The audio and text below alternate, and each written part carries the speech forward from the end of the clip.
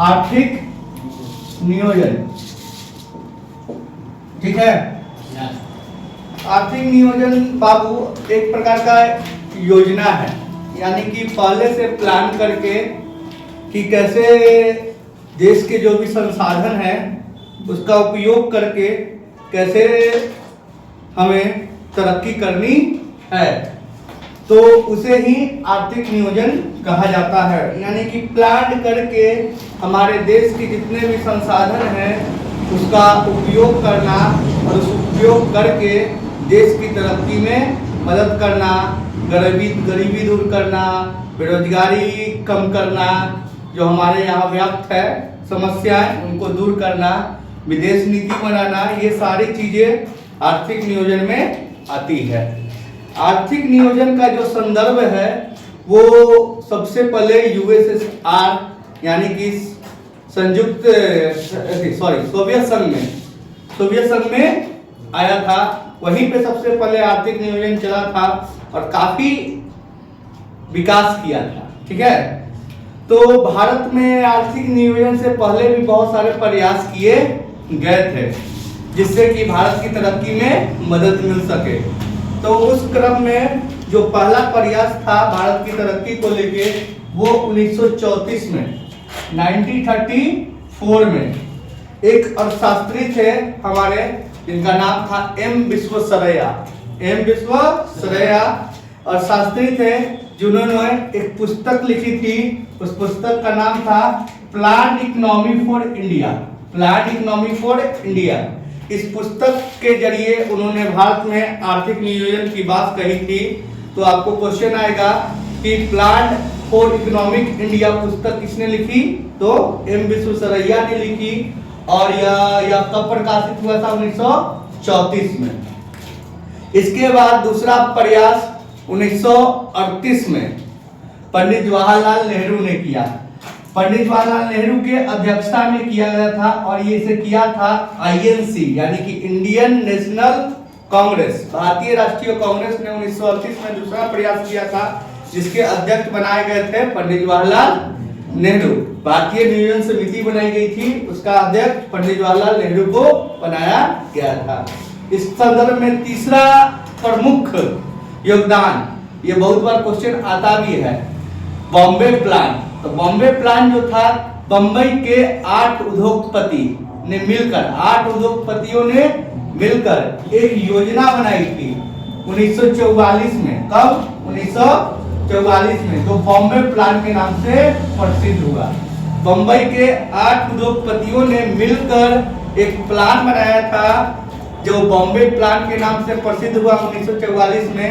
और इसके जो बॉम्बे प्लान के प्रमुख सूत्रधार थे, प्रमुख उसमें थे, वो थे आदेशिर दलाल।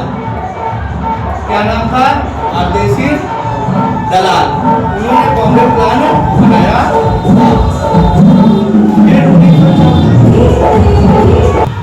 डीजे आ जाता है तो क्या करोगे, रोड पे कोचिंग है ना।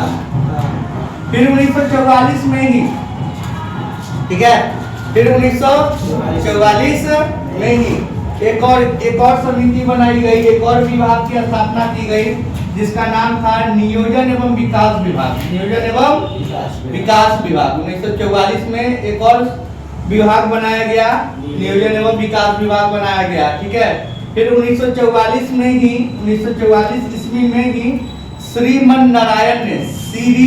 नारायण अग्रवाल ने गांधीवादी योजना बनाई। कौन सी योजना बनाई? गांधीवादी। कौन सी योजना बनाई? गांधीवादी योजना बनाई 1944 में। फिर 1950 में जेपी नारायण ने सर्वोदय योजना, कौन सी योजना? सर्वोदय योजना बनाई। तो ये 1 2 3 4 5 6 जो एक तो आजादी के बाद जेपी नारायण ने, जयप्रकाश नारायण जो हमारे बहुत बड़े बिहार के नेता थे, उन्होंने सर्वोदय योजना बनाई। ये काफी इंपॉर्टेंट क्वेश्चन है कि सर्वोदय योजना किसका था? तो जयप्रकाश नारायण का था। सर्वोदय योजना कब आया? तो 1950 में आया, ठीक है।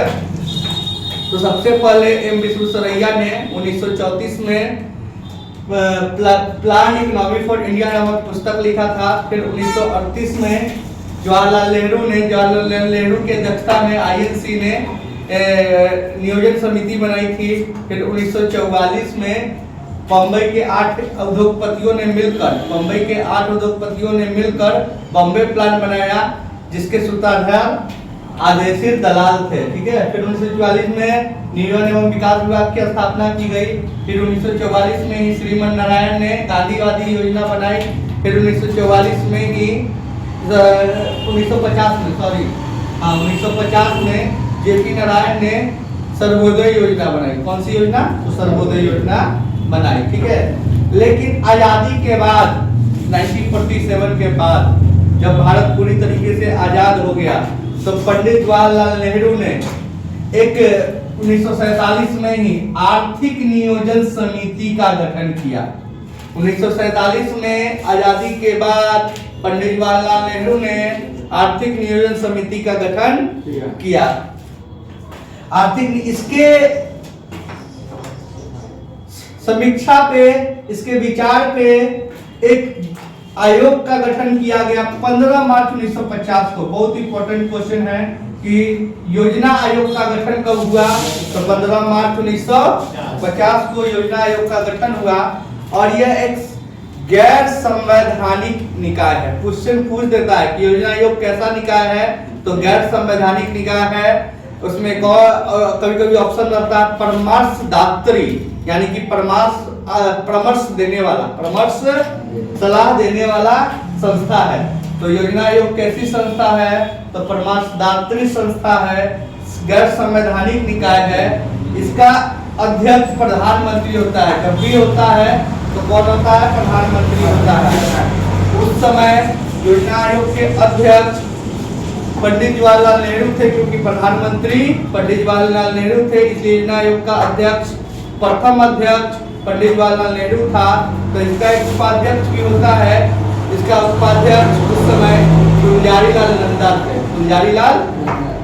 थे। उस समय अध्यक्ष गुलजारीलाल नंदा थे। तो प्रथम अध्यक्ष हो जाएगा पंडित जवाहरलाल नेहरू और प्रथम उपाध्यक्ष हो जाएगा गुलजारीलाल नंदा। ठीक है।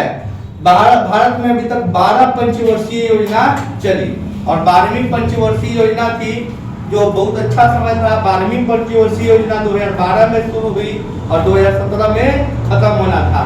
लेकिन समय से पूर्व ही 15 अगस्त 2014 को प्रधानमंत्री मोदी ने घोषणा की है लाल किले से कि योजना आयोग समाप्त कर दिया जाएगा और उसके स्थान पर एक नया संस्था बनाया जाएगा जिसका नाम नीति आयोग होगा। ठीक है।